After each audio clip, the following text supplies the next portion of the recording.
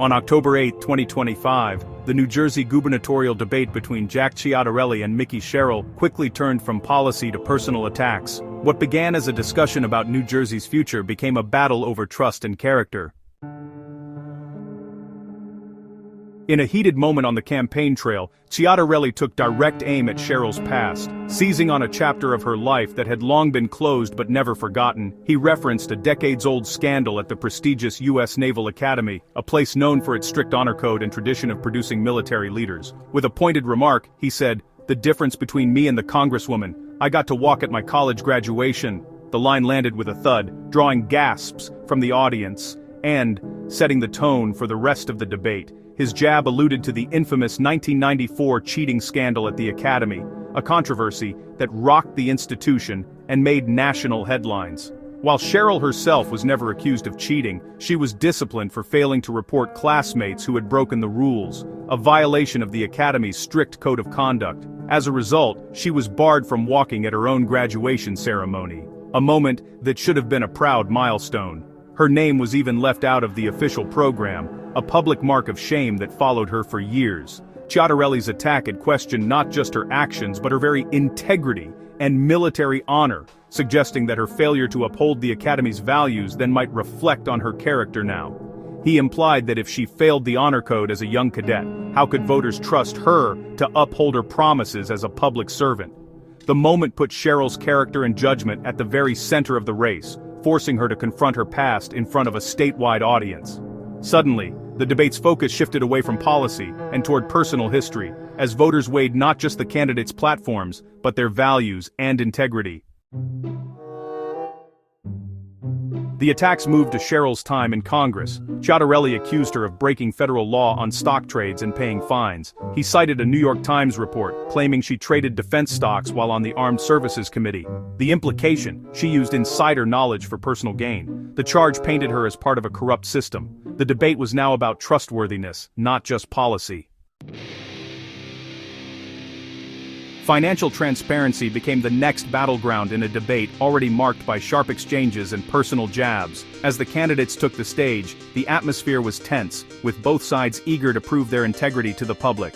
The issue of who had more to hide quickly took center stage, overshadowing other policy discussions. Ciattarelli, aiming to set himself apart, proudly announced that he had released 12 years of tax returns. He held up the documents as a symbol of his openness, making a point to highlight the contrast with Sherrill, who had only made 2 years of her returns public. He went further, alleging that Sherrill's disclosures conveniently skipped over the years when she was fined for improper stock trades. According to him, these omissions raised serious questions about her honesty and willingness to be fully transparent with voters. The implication was clear. Ciattarelli wanted the audience to believe that Sherrill was deliberately hiding something damaging, and that her selective transparency was a red flag. Sherrill, however, was quick to respond. She dismissed his tax return release as nothing more than a last-minute stunt, accusing him of trying to score political points rather than genuinely inform the public. "You only released them because you knew I'd call you out," she retorted, her voice cutting through the noise of the debate.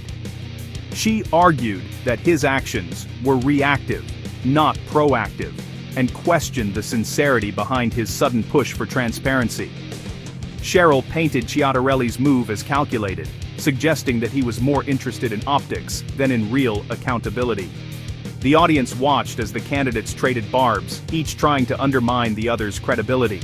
The exchange quickly escalated, with both sides accusing the other of secrecy and deception. The debate became less about the facts and more about who could cast the most doubt on their opponent's character. Ciattarelli brushed off Sherrill's attack, calling her criticism a sign that she was getting desperate, as the campaign entered its final stretch.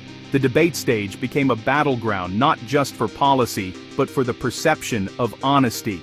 Each candidate tried to convince voters that they were the one with nothing to hide, while their opponent was playing games. In the end, it was up to the voters to sift through the accusations and counter-accusations and decide for themselves which story and which candidate they could truly trust. When the debate ended, New Jersey voters were left with a difficult decision, one that felt more complicated than ever before.